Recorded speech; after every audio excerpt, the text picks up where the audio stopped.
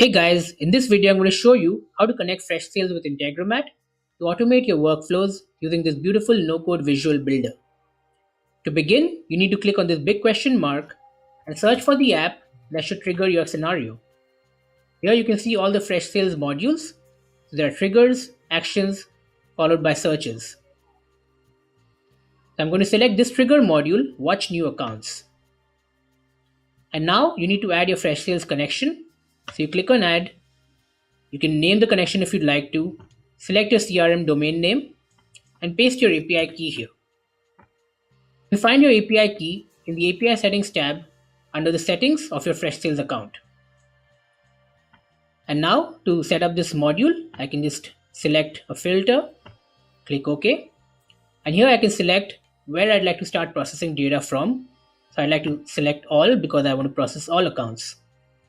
So that's it. The module is ready. You can click on either of these clock icons to set up the schedule setting for the scenario. By default, it runs every 15 minutes, but you can easily change that. You also have additional options over here.